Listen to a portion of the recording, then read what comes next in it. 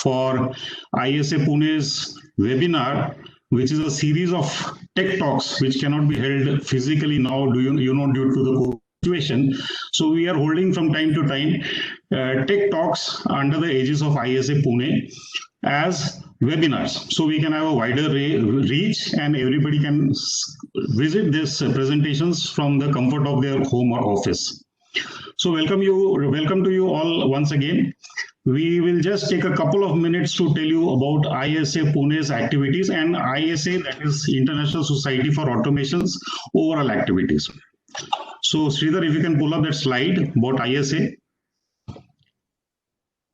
or Rohan.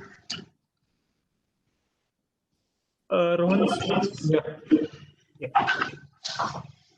A small introduction about ISA. ISA is probably known to most of us, but for those who are new, we just want to talk to you today about ISA India's activities as well as worldwide. Now, ISA has a worldwide network of more than 350,000 automation professionals.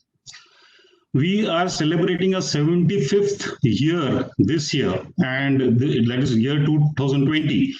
And it has been at the forefront of so many activities in the field of automation. ISA is primarily focused to identify industry needs and develop authoritative technical resources. Now, in industry needs, it looks at raw materials processing, discrete parts manufacturing, engineering and construction, utilities, and many more. In the standards, or rather the authoritative technical resources, ISA has been at the forefront in basically probably writing down and defining the standards. It is also very active in education and training. It is active in certification, publishing, conferences and exhibits. Take it to the next slide.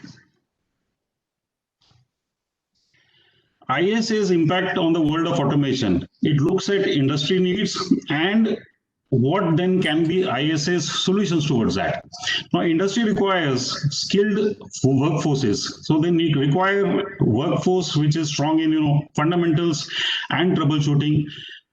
ISA does the hands-on training, unbiased training, and gives its expert instructions to train people who have joined organizations.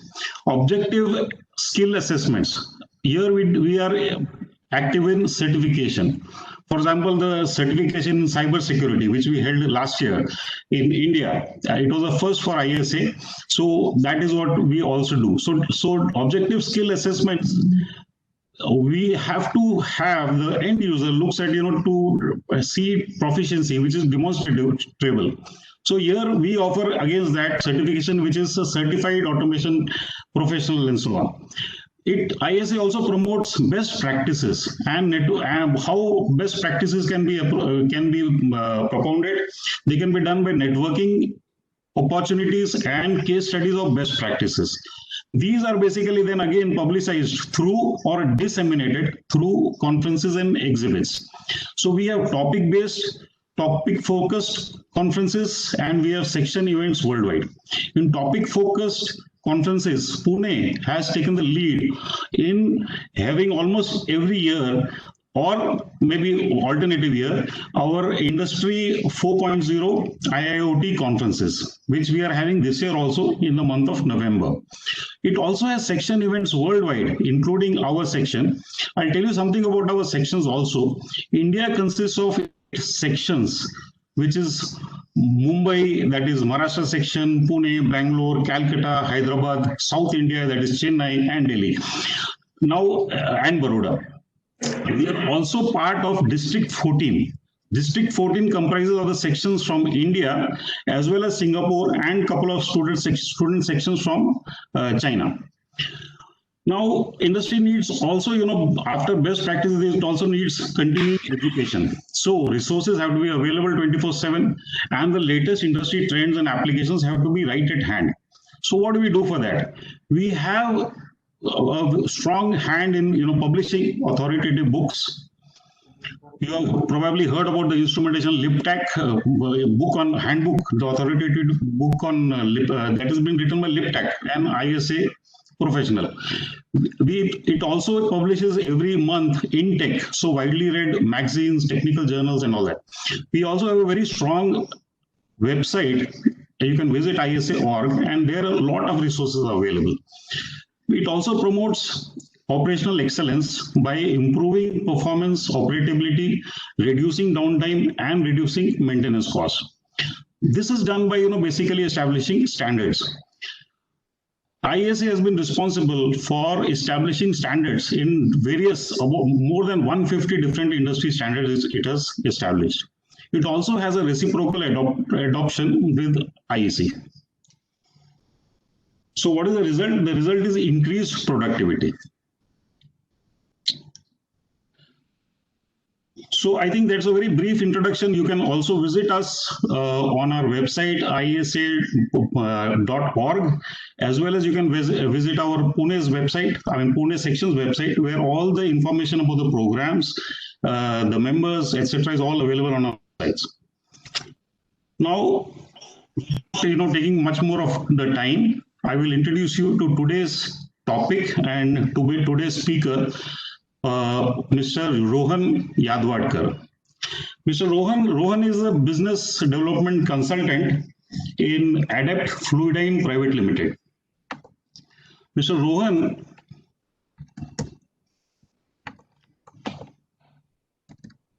he is working as a business development consultant at Adept Fluidyne, which is India's fastest growing flow meter company. He is a mechanical engineer by qualification with a master's degree in marketing. He brings with him 18 years of experience working in automobiles, renewable energy, power tools, and presently he is in flow meters.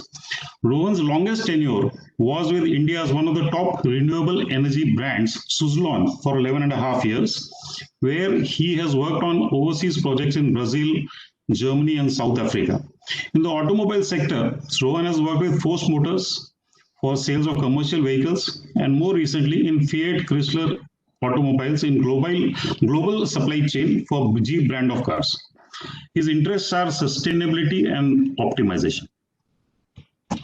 With this short introduction, I invite Mr. Rohan Yadwadkar to take over and present the webinar, which is on smart flow measurement using electromagnetic and ultrasonic flow meters. Over to you, Rohan.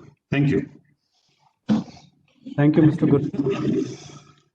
And thank you, ISA section, for giving us an opportunity to present before you this webinar. The title of the webinar is Smart Flow Measurement.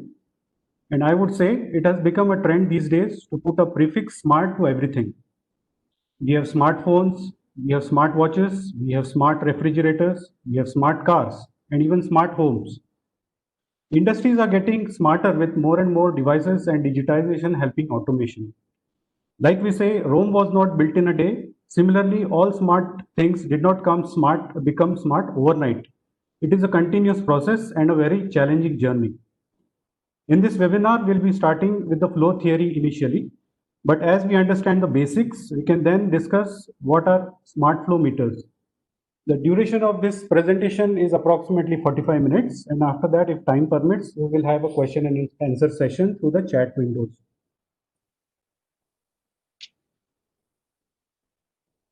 So these are the topics. First one is the brief history of electromagnetic and ultrasonic flow meters, an introduction to flow and flow metering. This will be a bit of theory, but it is very important to understand. Then electromagnetic flow meter technology, ultrasonic flow meter technology, and domestic water meters, and smart flow measurement, and introduction to Adept Fluidyne Private Limited. And at last, we will have the question and answer session. So starting with the history, let us see the history of electromagnetic flow meters. We all have studied Michael Faraday's law of electromagnetic induction. The electromagnetic flow meter is based on this law. So let us see the history again. Like in 1831, Michael Faraday found the principle of induction. During that time, he tried to measure the velocity of the river Thames in London, but unfortunately it was not 100% successful during that time.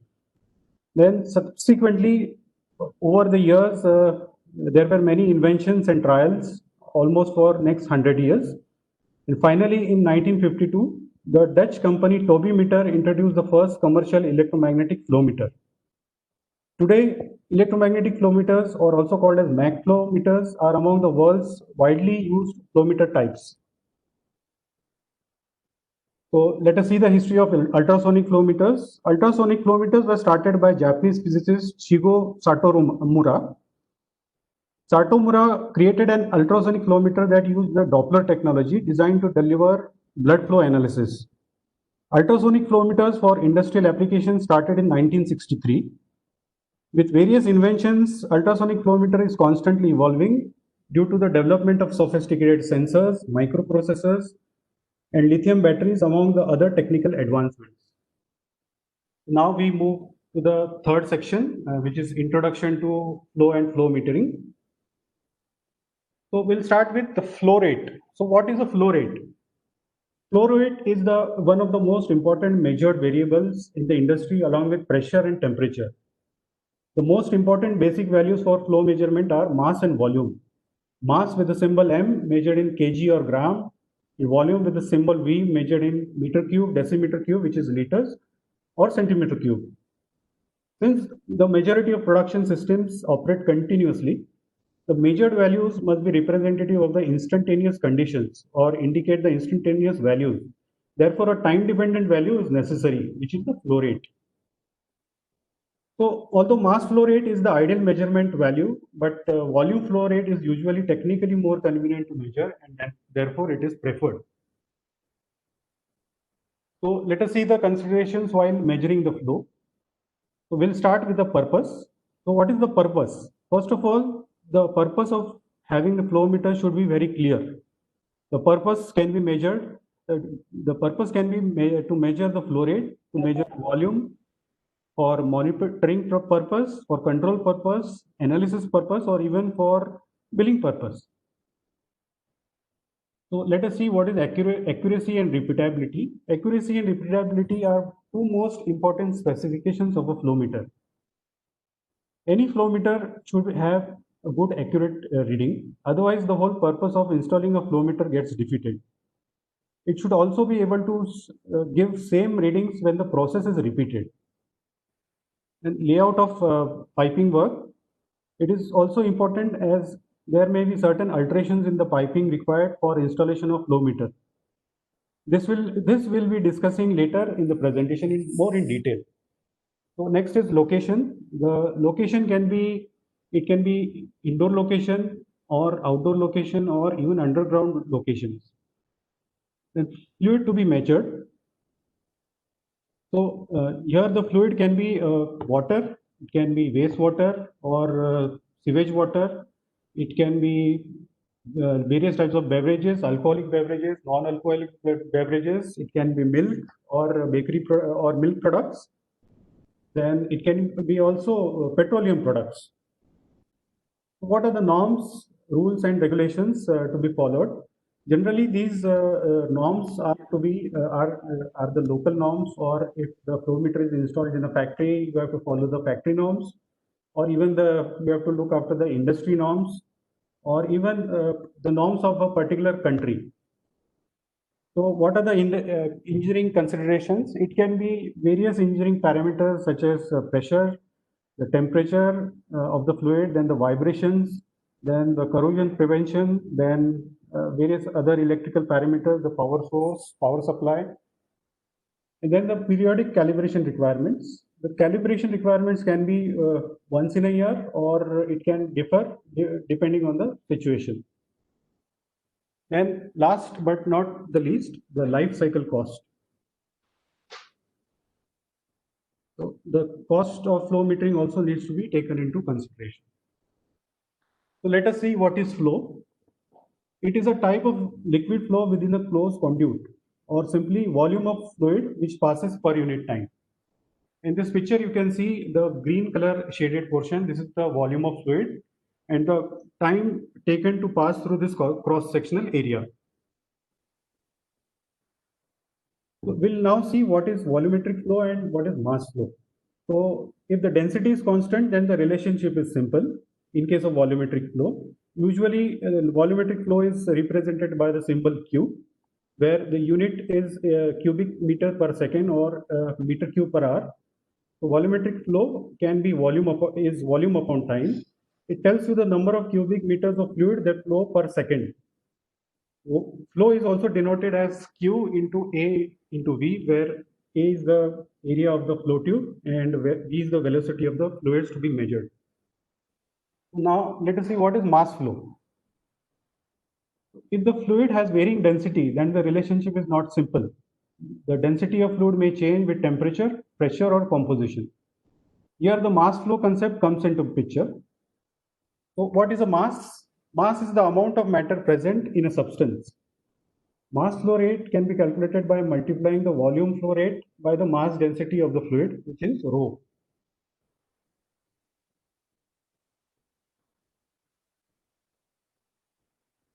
So let us see the factors affecting the flow. Again, this is a lot of theory, but we will not discuss more in detail. I'll just list down the various factors affecting the flow. It is fluid properties, it is fluid statics, and composition of liquids, fluid forces, fluid kinematics, fluid dynamics, equation of motion, the grade line, and the standard numbers. So, we'll discuss about Reynolds number, which is very important parameter in a flow. So Reynolds number is a function of three important things, which is velocity, viscosity, and density. So the relationship can be derived as Reynolds number equal to the velocity into diameter of the pipe into the density upon the viscosity. So Reynolds number is only parameter that describes the flow. In this picture, you can see Reynolds number having less than 2300 value. It falls under the laminar flow profile, whereas Reynolds number having more than 4000 value, it is the turbulent flow profile. And the portion in between these two values, it is the transient flow. Generally, transient flow is difficult to measure because it is unpredictable.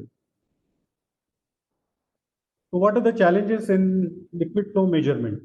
It can be low flow rate, it can be noise in the piping system, then the accuracy, then the blockages in the piping, then the leakages in the pipes, then the air inside the pipe, the flow profile, the liquid composition, the density, the sound speed, the velocity, pressure, the piping vibrations, the pulsating flow in case of pumping stations, the kind of slurry which flows through the pipe, which has various solid particles, the scaling which happens over a period of time due to rusting. So considering these challenges, different type of flow meters are designed considering the above points. So now we'll see the universe of flow meters. The different flow measurement techniques and the types of flow meters you can see on the slide. So the flow rate and the metering instruments are classified mainly in two things. One is the closed pipes and other is the open channel or free surface pipe. The scope of this presentation is it is limited to volumetric flow. So we will be discussing more about electromagnetic and ultrasonic, which comes under the volumetric flow of flow rate meters. Then there are also mass flow meters, which are Coriolis or mass meter thermal type. And in open channel, we have the V-notch mirrors, rectangular shape, and partial flow meter. So let us see the application areas for flow meters. As you can see, flow meters has application in almost every industry. To name a few, they are automobile, infrastructure, oil and gas, plastic and rubber, sugar industry, cement, in housing also, like in every big housing societies, there can be flow meters installed, either in every household or it can be common for a common housing society. Then paper and pulp industry, power generation and distribution, textile industry, and food industry like dairy, food and beverages industry, and various OEMs, pharmaceuticals and chemicals, steel, urban and irrigation water supply. So almost everywhere you can see the application of a flow meter. So now we'll move on to the next topic of electromagnetic flow meter technology. So as we discuss about the Faraday's law of electromagnetic induction, the principle is almost the same. The magnetic field is generated by a pair of diametrically opposite electrical coils mounted externally to the flow pipe. You can see the flow pipe in the picture. And as the conductive liquid passes through this electromagnetic field, an electrical voltage is induced in the field, which is directly proportional to the velocity.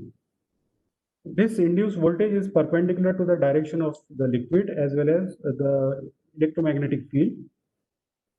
So as the electrodes, so a pair of diametrically placed electrodes mounted along the inner wall of the flow tube and in the direction of the induced voltage, they sense the induced voltage. Then the voltage is further processed by the transmitter to indicate the flow rate.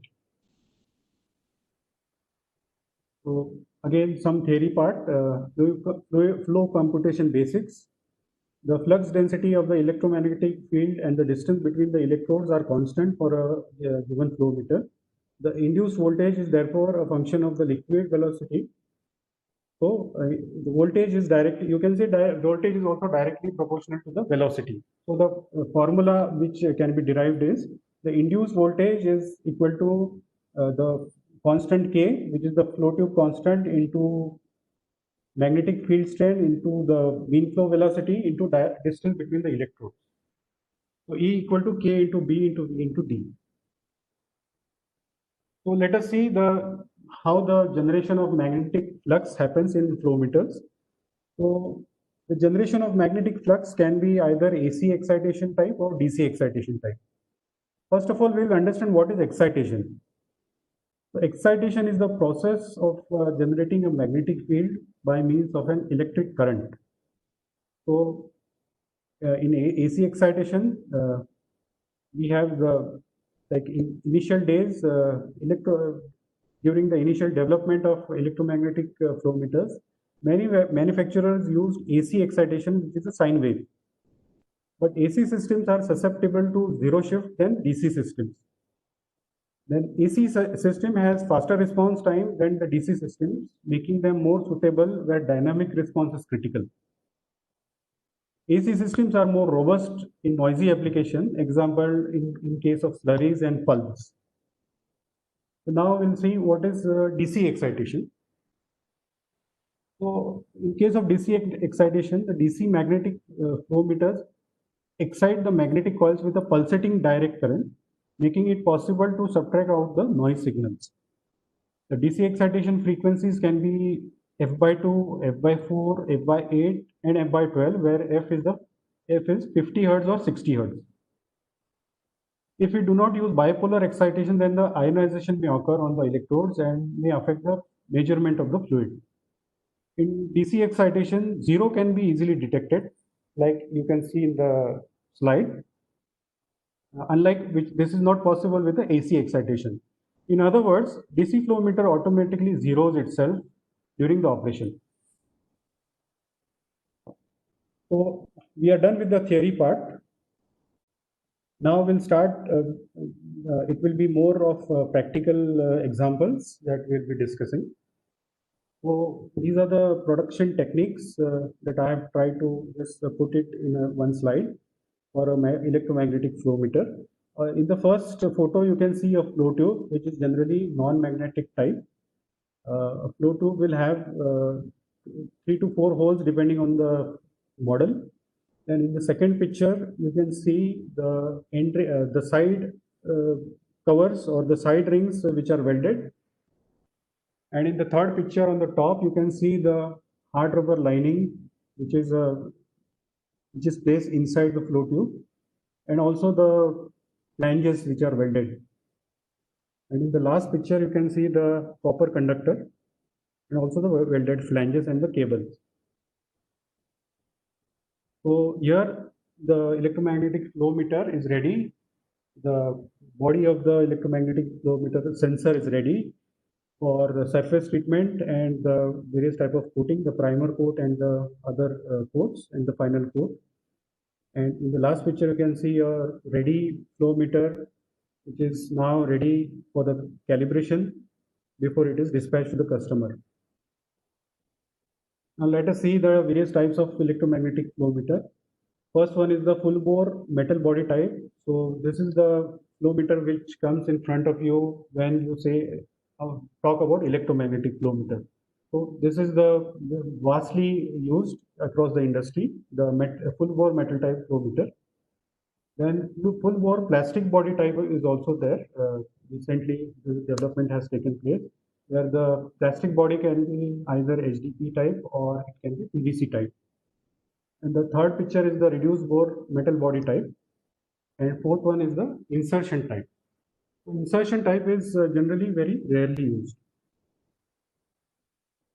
So model selection guidelines, let us see quickly. It depends on the line size. The most important thing, this is where it all starts, the line size selection. So line size can be between 10 mm to 3000 mm. Then the selection of electrodes can be either SS316, SS316L for normal water. Then for more corrosive environment or more corrosive fluids, you can use exotic material like Hastelloy C, titanium, platinum, tantalum, or SS duplex. Then the sensor lining material is also selected based on the liquid media. So for normal water, you can use simple hard rubber or neoprene. Then for chemicals, water with more chemicals or different type of chemicals, you can use a PTFE liner. And for more applications like seawater or slurries where a lot of abrasion is possible, then you can have a polyurethane type of sensor lining. And you can also use PFA and polypropylene according to the different conditions. So next is the display version. The display version can be integral to the flow meter sensor or it can be remote mounted. So integral is the one which is placed exactly above the sensor, or we call it integral to the sensor, and the remote transmitter is the one which is remotely placed, like it is placed in a protected environment or a convenient environment. So there is a cable connecting the sensor and the remote transmitter in this case. And the coil shell housing, so it can be either SS304 or SS316 or simply carbon steel. So now we move to the accuracy part, which is most important specification as I discussed earlier. And electromagnetic flow meters has the best accuracy in the industry. So it will give you 0.5 normally of the major 0.5% of the measured value in normal conditions, and it can also be enhanced up to 0.2% of the measured value in special cases. Then the flange can be either ANSI type or DIN PN or Indian standards or BS standards, then wafer, SMS, strike lamp, threaded end, or even flange AVA. The flow meter outputs can be 4 to 20 milliampere or pulse output or relay output. In power supply, there is a lot of variety here also. It can be 12 to 60 volt DC or 80 to 300 volt AC. Then in remote locations where power supply is not available, you can also use solar supply or even battery operated flow meters. Then communication interface, as we discussed about the smart flow meters and the concept of smart. So to make this flow meter smart, you have to use various communication interfaces, which can be possible with the help of RS485 Modbus or HART type of communication interface or GSM or GPRS. Protection class can be either IP67 or also IP68 possible. So these are the installation checkpoints for an electromagnetic flow meter. In the first picture on the top, you will see there is a 5 times diameter upstream length, which is a straight length on the upstream side of the flow meter, and 3 times the diameter of the flow meter on the downstream side. So this is the mandatory criteria that has to be maintained while installing a electromagnetic flow meter. Then it can also be installed either in an inclined manner or in a vertical manner. Only thing is that you have to ensure the flow of liquid has to be from bottom to top, not from top to bottom. Like in the next figure or in the next picture, you can see the wrong type of flow meter installed, wherein the direction of flow is from top to bottom. Then in the next picture, you can see the various grounding types. This we'll discuss in the next slide more in detail. In the last picture, you can see the various parts of a flow meter, the transmitter having the display, then the mating flange, then the gasket, then the earthing ring, and the flow meter flange. So now we'll see what are the various grounding types and why grounding is required. So proper installation and grounding of electromagnetic flow meters is important for accurate and reliable measurement performance. This slide shows us various types of grounding for conductive pipe and non-conductive pipe. Grounding can be achieved using grounding rings or grounding electrodes. Normally, voltage induced in the flow meter has no potential reference unless the earth is connected to it. So we need a reference point. Here we also consider earth as a reference point or a zero potential. So if your flow tube is a conductive material, then groundings are normally not required. The ground electrodes are integral to the sensor, so installation of ground electrode is easier and less expensive. In case of exotic electrode materials such as Hastelloy C, you cannot use a SS316 type of grounding ring. It has to be Hastelloy C only. So these are the few minor things that has to be taken into consideration. However, grounding rings provide a larger cross-section area to the fluid. So grounding rings are recommended over ground electrode in case of non-conductive pipes. Again, this example I'll show in the pictures later on. So what are the service and maintenance guidelines for an electromagnetic flow meter? First of all, the sensor cable has to be protected. As I explained you, there is a sensor cable which connects the sensor with the transmitter in case of remote application or the remote transmitter type. So sensor cable can either be overhead or it can go underground. In case of underground, it has to be protected, say, by using good quality conduits. Then the meter needs a good earthing. Then you can also have surge protection devices and stabilizers in case of voltage fluctuation, which generally happens at remote sites. Then flow meter chamber needs good cover and regular cleaning in case of underground type of pipelines, where a lot of flooding can happen and it can damage the flow meter. And electromagnetic sensors should be installed with a bypass arrangement. This also I will show you the pictures of a bypass arrangement. A bypass arrangement is usually required in case if you want to remove a flow meter and send it to the factory for recalibration or any maintenance purpose. So in that case, if you don't want to stop the line, you can just bypass the flow meter line and use the parallel line for your operations. Then sensor housing must be protected during the handling. It generally happens that in case of excavation work, various excavating devices or tools they damage the flow meters.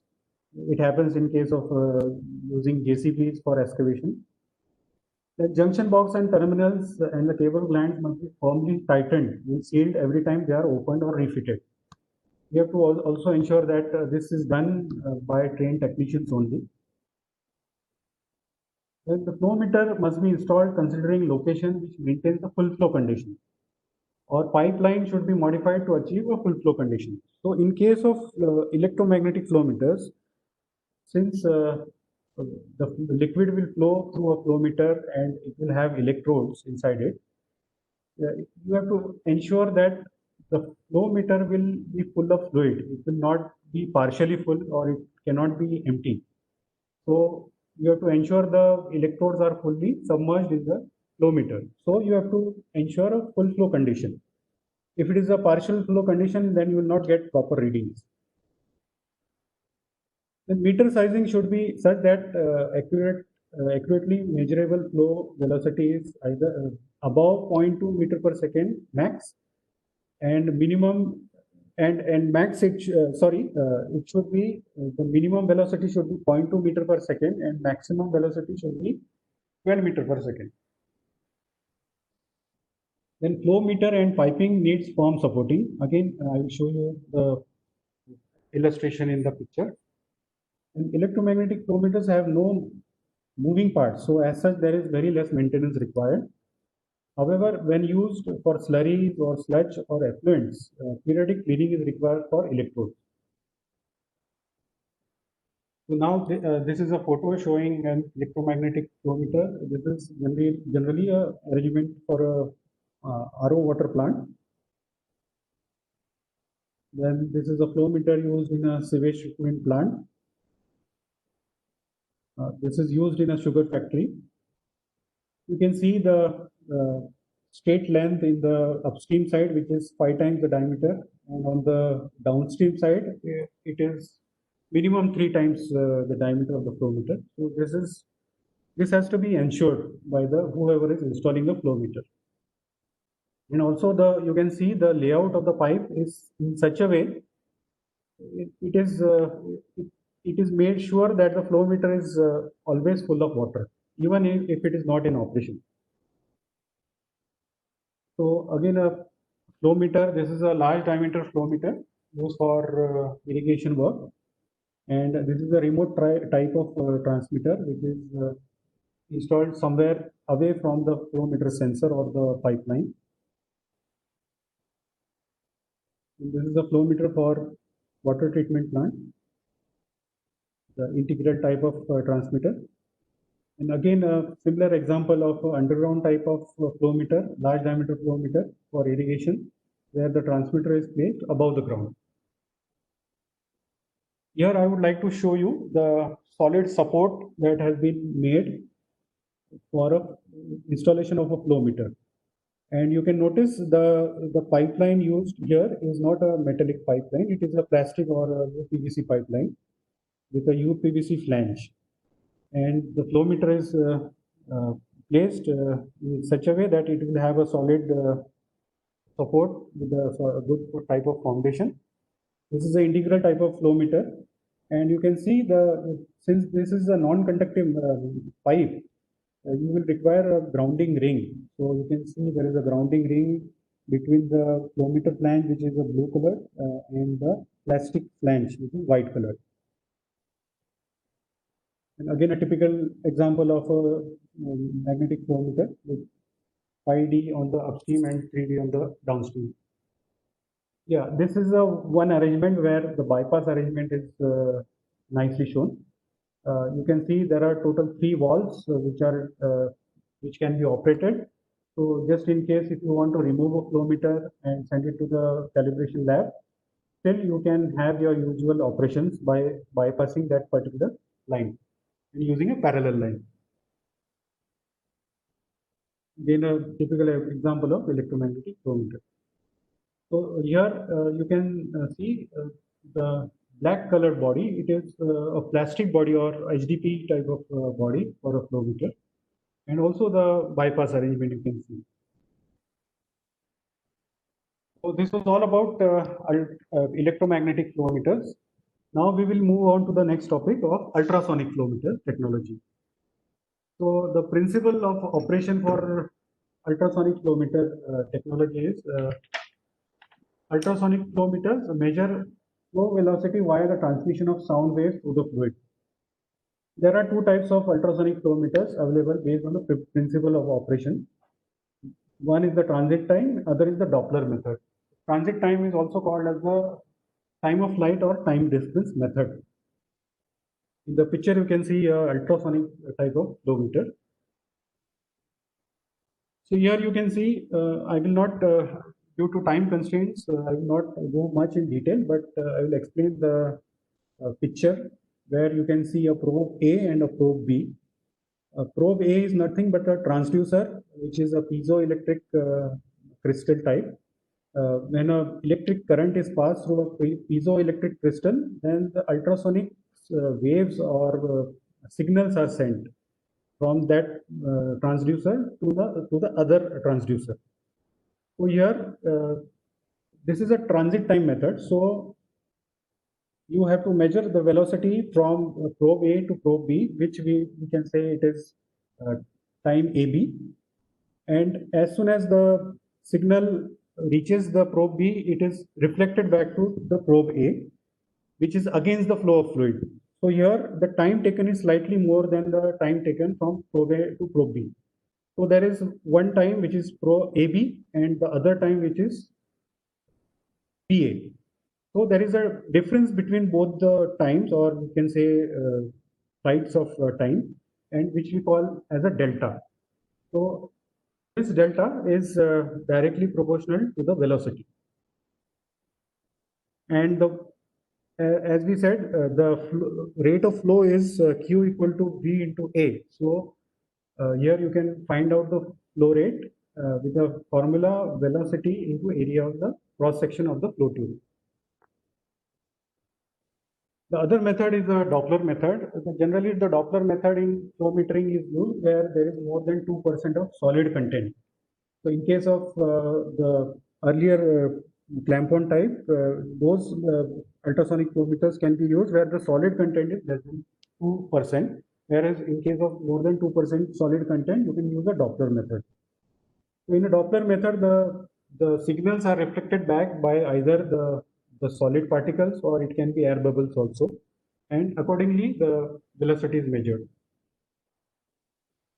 So Doppler methods are, Doppler flow meters are used for slurries, liquids with bubbles, gases with sound reflecting particles. So now I will show you the frequency chart for various frequencies. And you can will see the relationship of ultrasonic flow meter with as vis-a-vis with other frequencies. Say for example, for a human ear, it can it can hear up to frequencies of 18 kilohertz. For a dog, it can hear up to frequencies of 25 kilohertz. For a butterfly, it is 50 kilohertz. For a whale, it is 100. For a bat, it is 175. So our ultrasonic flow meters, they operate at a very high frequencies. We call it ultrasonic frequencies. So it will be, the minimum frequency required for an ultrasonic flow meter is 500 kilohertz. And normally it operates at frequencies of around 1 megahertz to 2 megahertz. The lower the diameter, the more will be frequencies.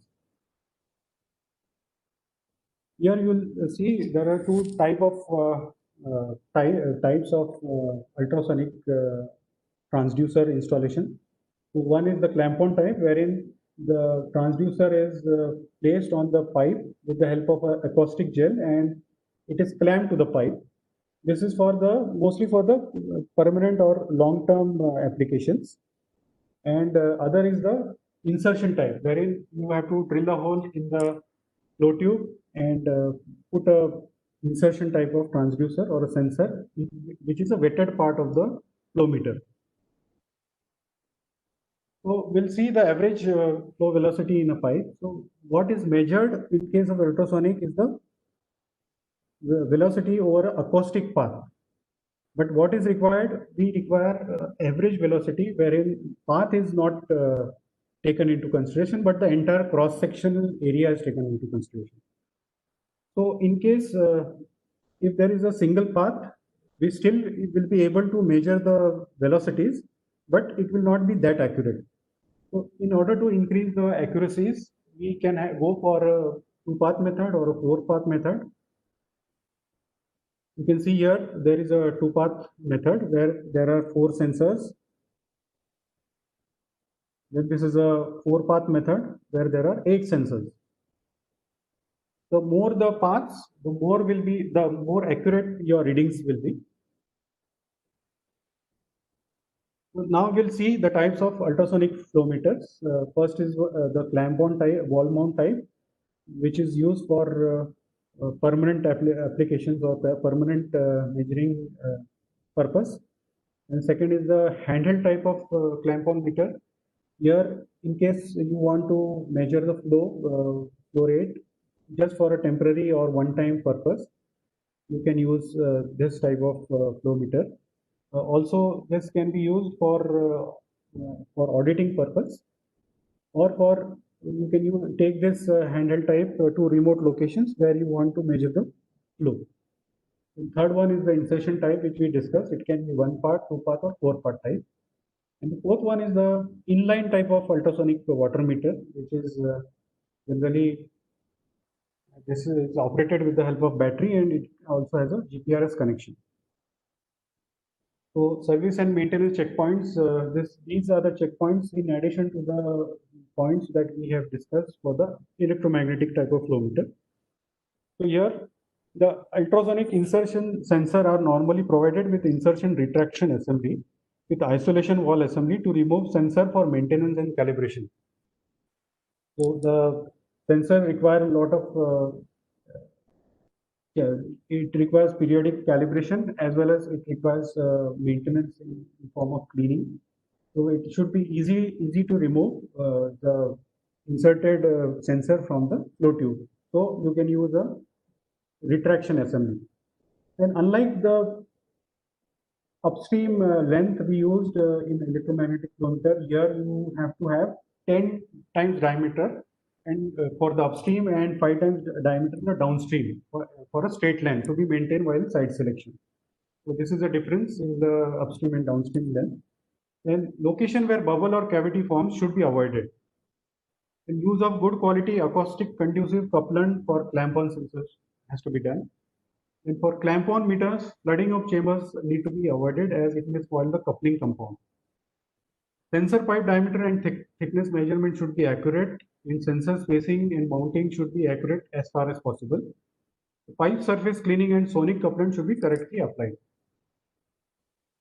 In this case, you also have to ensure that the correct measurement of the internal diameter of the pipe has been done. To ensure this, you can use various tools to measure the thickness and the inner ID of the pipe. Here, this is a picture of ultrasonic flow meter handle type. You can see the in the display, you can see the flow, which is 116 meter cube per hour. Then in the background, you can see the two transducers installed on the pipe with the help of acoustic gel. So here the transducers are not clamped because they are for temporary use. So these sensors are of a piezoelectric crystal type. In the inline type of ultrasonic flow meter having battery and GPRS connection. Wall mount type of ultrasonic flow meter. So now we'll see what is calibration. So flow meters can be calibrated at calibration lab or at the site. First of all, let us see why calibration is required. Manufactured flow meters have no direct relationship with the accuracy.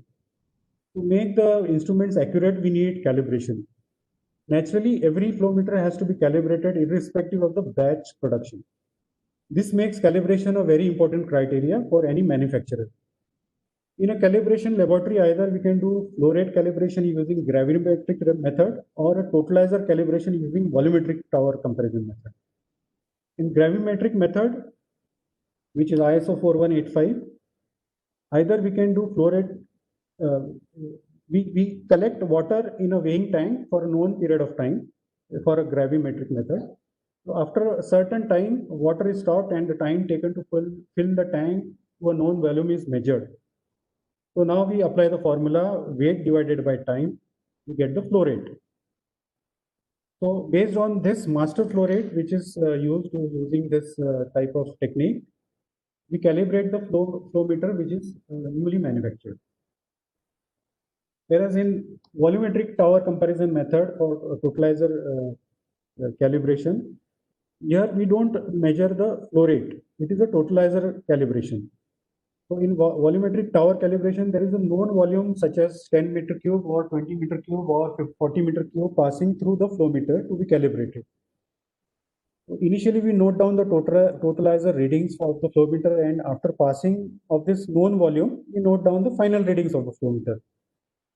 So the difference in both the readings, we will decide the calibration requirement for the flow meter, whether it is required to do the proper adjustment in the calibration. The third type is the master meter calibration comparison method. Here, a master meter having a high accuracy, generally 3 times the accuracy of a normal meter, is fitted in line with the flow meter to be calibrated. Then the reading of both the flow meters are noted and the required calibration is done, keeping reference of the master meter. Then for on-site calibration for remote location, a portable ultrasonic flow meter type, which we saw in the pictures, that is placed alongside the meter which needs to be calibrated, and both the flow meter readings are compared. However, we will not recommend this type of method as it is not industry proven. But just in case there is other facilities of calibration, if they are not available at remote areas, you can use this method. Now we'll see what is domestic water meter. So up till now we have seen electromagnetic flow meter, then ultrasonic flow meter. Now we will see domestic water meter, which is nothing but a type of ultrasonic flow meter only, but on a smaller scale. So this is you can see the picture of domestic water meter. This is most useful for the utility sector.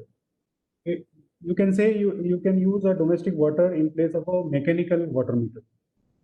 So there are several advantages over a mechanical meter, especially because this is battery operated, having life of 10 years. Then the protection class is IP68. Then these water meters are IoT ready with RF network, and they are very precise and tamper proof. It has rugged and easy installation techniques. So now, as we started the presentation with discussion about smartness, now finally that topic has arrived. So what is smart flow measurement? What is a smart meter? So smart flow meters are those which can transfer data accurately without human intervention. These meters are IoT enabled devices so that metering can be logged and stored remotely without breaching the privacy of customers. So smart meters avoid human errors. They are more accurate and precise readings, and they enable decision makers as a tool to manage water distribution network efficiently. So what are the various techniques for smart flow measurement? So they are classified as radio frequency type, or it can be 2G based or 4G based. So RF based technologies, either it can be license type or it can be open network. In license type, we have MBUS type or Sigfox, which is a proprietary technology. And in the open network, which is generally available in the market, you have the LoRaWAN type of communication. And in 2G base, you have GPRS, and in 4G base, now we have the NB-IoT technology.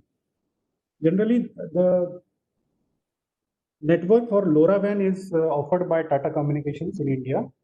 They are offering this network in almost 120 cities across India, whereas NB-IoT, which is a 4G based technology, it is offered by Reliance Jio. So both these networks come at a very nominal cost, say for example rupees 30 per month per flow meter. And since LoRaWAN is a low power, high range network, it will give you a good coverage. Still, it will consume a very little bandwidth and also very little power.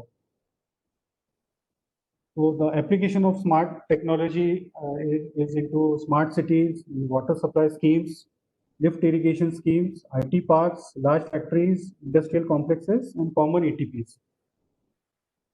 So here you can see, as I told, that you need not breach the privacy of a customer. In the left-hand side, you can see a person who has come to take the readings. He is entering the house or the premises of the customer to take the readings. Whereas on the right-hand side, you can see a network of flow meters. They are connected with a LoRaWAN network. and the gateways are installed on the top of the building. Say Tata Communication is giving those networks, and you can transfer the data over longer distance. This picture you will see the GPRS network, wherein from the internet the information is collected from the devices and through the internet it goes to the server, and from server you will get, it will send notifications on SMS or on WhatsApp or email to the customer. So we also have a smart lit type of SCADA system, which is a data acquisition system for smart metering. So I will show you some snapshots of the SCADA system, wherein you can get all the details such as the customer details and the date, serial number, totalizer reading, flow reading, and you can have various graphical representations done in the SCADA itself for your analysis. Then you can also have map all the flow meters with the help of Google Maps. So it will be easy for your customers to find out where your flow meters are. And also you can download various reports in the format, say whatever format you like Excel, or it can be PDF or CSV versions also. These are the smart metering snapshots.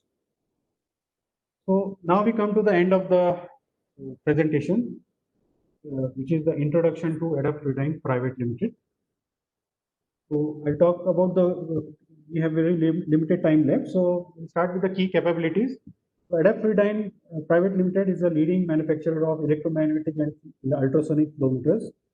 We have total solutions for flow instrumentation, controls, and telemetry and SCADA. Established in 1983, we have strong foundation of over 37 years. We have in-house R&D facilities and we have a complete manufacturing setup. We also have in-house calibration laboratory for flow meters up to 2000 mm line size. We have supplied almost or more than 50,000 flow meters till now in various markets. Our largest electromagnetic flow meter was up to having a diameter of 2700 mm, which we supply to VIDC in Gujarat. We export to almost 20 countries and we have pan-India network. So these are our various certifications, starting with the integrated management system certification. We have ISO 9001, ISO 14001 and ISO 45001. We also have welding quality certificate, which is ISO 3834 level 2. Then our calibration laboratory is NABL certified, which is ISO 17025. We are also recognized with for social accountability and having a certificate SA 8001. And we also have a India design mark for our electromagnetic flow meters approved by Government of India. So this is the photo of the calibration setup, the calibration rig we are having, which is NABL accredited since 1994. And we also have the ISO 1725 certification. We have calibration setup up to 2000 mm. On the right hand side, you can see the domestic water testing bench. So this was all about ADAPT Fluidyne and all about flow metering. I hope you enjoyed the presentation. Now you are free to ask questions. If you have any inquiries or if you want to contact us, you can contact on email info@adaptfluidyne.com. Now I would invite. Fine. You can start the questions now.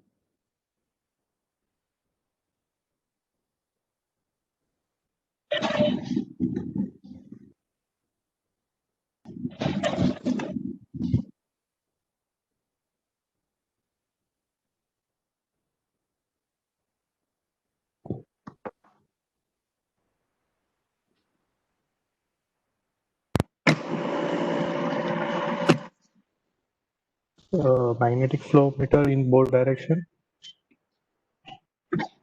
Hello. Hello? Yes. Can we use magnetic flow meter in both direction?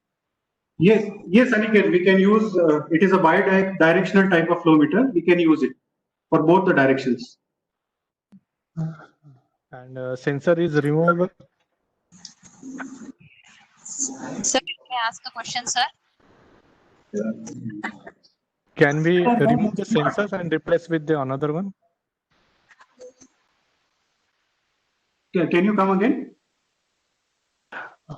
Can we remove the electromagnetic sensors and replace with the new one? Yeah, you can do that.